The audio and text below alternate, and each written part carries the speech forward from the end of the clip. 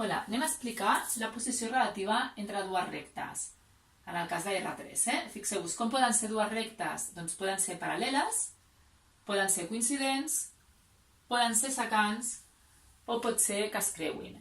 Com diferenciarem cada una d'aquests? Doncs fixeu-vos, en el cas de que siguin paral·leles o paral·leles coincidents, fixeu-vos que els vectors directors de les dues rectes han de tenir la mateixa direcció, han de ser proporcionals. En aquest cas, si jo agafo un punt d'aquesta recta, fixeu-vos que aquest punt no és de l'altra recta i en aquest cas, si jo agafo un punt d'una recta, també és un punt de l'altra recta. Per tant, ja tenim determinat aquests dos casos. Què passa si els dos vectors no són paral·lels? Doncs podem tenir que són secants o que es creuen. Com ho diferenciem? Fixeu-vos. Si jo agafo el vector d'una recta, el vector de l'altra recta, i agafo un vector que l'hem fet entre dos punts, un punt d'una recta R i un punt Q de la recta S, si aquests tres vectors són linealment dependents, vol dir que estan sobre el mateix pla, les dues rectes seran secants. I perquè siguin linealment dependents, aquest determinant ha de ser 0. És a dir, el determinant format per 1 per al vector de la recta R, per al vector de la recta S i per al vector PQ ha de ser 0.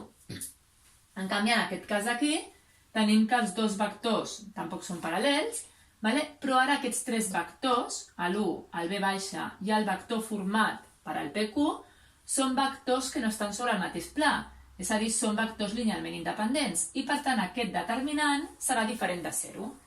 Doncs tenint això clar, anem a veure un exemple. El primer que hem de fer, aquí tenim dues rectes, una recta en forma paramètrica i una recta com a intersecció de dos plans.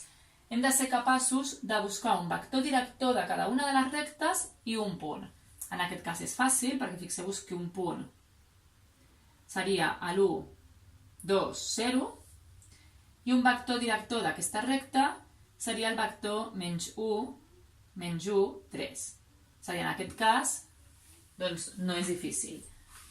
En aquest cas, m'estan donant la recta, fixeu-vos com a intersecció de dos plans. És a dir, m'estan donant aquesta recta com a intersecció de dos plans. Per buscar el vector director d'aquesta recta hem de fer el producte vectorial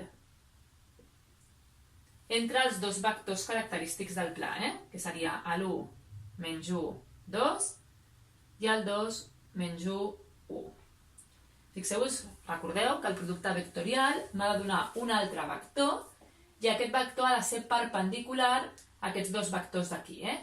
Recordeu també que un vector característic del pla és aquell que és perpendicular al pla. Per tant, fixeu-vos que aquest vector és perpendicular, precisament el vector perpendicular a aquest pla i el vector perpendicular a aquest pla. Per tant, fem aquest producte escalar, que serà menys i, més 4j,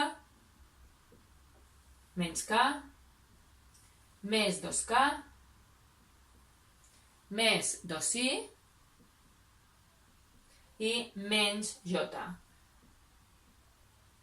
Menys i més 2i, que seria i, 4j menys j seria 3j, i menys k més 2k seria k. Per tant, el vector director d'aquesta recta seria l'1, 3, 1.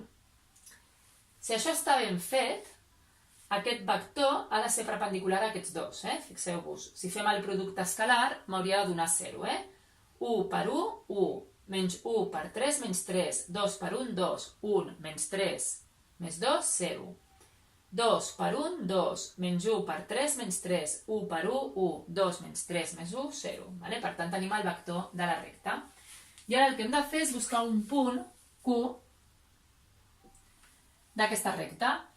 La recta està com a intersecció de dos plans, tinc dues equacions, tenim tres incògnites, sistema compatible i indeterminat.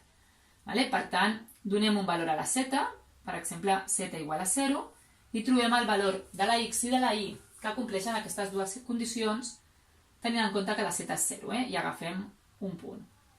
Per tant, x menys y més 5 igual a 0, 2x menys y més 11 igual a 0.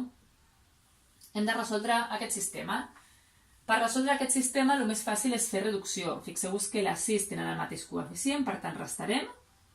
1 menys 2 menys x, les 6 se'n van, 5 menys 11 menys 6. I per tant d'aquí traiem que la x és menys 6. I ara que tenim que la x és menys 6 i la z és 0, vinc aquí, o aquí hi trobem la y, Per exemple, sabem que la x menys la y més 5 ha de ser 0. I la x és menys 6. Per tant, la y serà menys 6 més 5, que és menys 1, passat a l'altra banda 1, tindríem menys y igual a 1, per tant, y igual a menys 1. Això vol dir que el punt Q, un punt qualsevol de la recta, el punt Q serà menys 6, menys 1, 0. Hi ha infinits punts, hem agafat aquest. Què tinc? Ara ja tenim dos punts, el punt P, que és de la recta R, i el punt Q, que és de la recta S. I tenim els seus vectors directors, El V baixa, el vector director de la recta S, i l'1, el vector director d'aquesta recta. I ara ja podem comparar.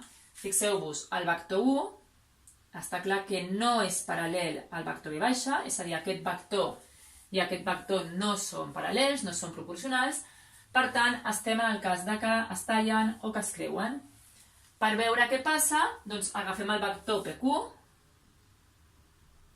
és a dir, Q menys P, podríem agafar també el QP, i farem el punt Q, que és menys 6, menys 1, menys 7, menys 1, menys 2, menys 3, i 0, menys 0, 0. Ara, si aquests tres vectors són linealment independents, tindrem el cas que es creuen. Si aquests tres vectors són linealment dependents, estan sobre el mateix pla, les rectes es tallen. I per tant, hem de fer el determinant formant pel vector 1, pel vector V baixa, que el tenim aquí, i pel vector PQ, que seria el menys 7, menys 3 i 0. I anem a veure com són aquests tres vectors. Tenim 0, 7, menys 9, més 9 per 7, 63, menys 3 i 0. I fixeu-vos que això és diferent de 0. Per tant, tenim que els vectors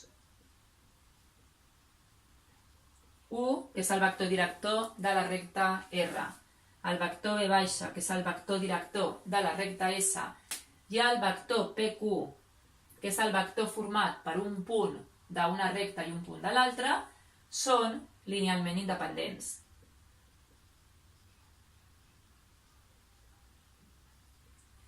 I per tant, les rectes es creuen.